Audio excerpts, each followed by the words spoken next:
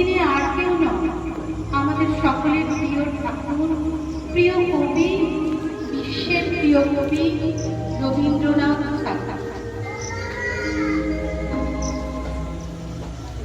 25শে বৈশাখ আমাদের বাঙালি জীবনে এক গভীর উদ্ভবের দিন।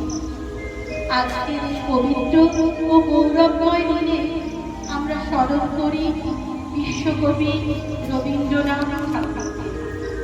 তিনি শুধু একজন কবি নন, তিনি আমাদের চিন্তা, চেতনা, সংস্কৃতি ও মানবতার অনন্ত আলোক কর্তিকা। রবীন্দ্রনাথ তার সৃষ্টিকর্মের মাধ্যমে মানুষের অন্তরে কথা করেছে।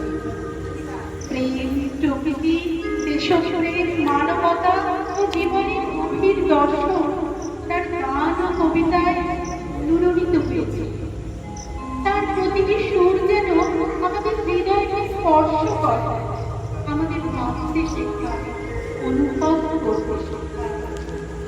আজকের এই অনুষ্ঠানে আমরা দাঁড়িয়ে অমর সৃষ্টির মাধ্যমে তাকে শ্রদ্ধা জানাবো।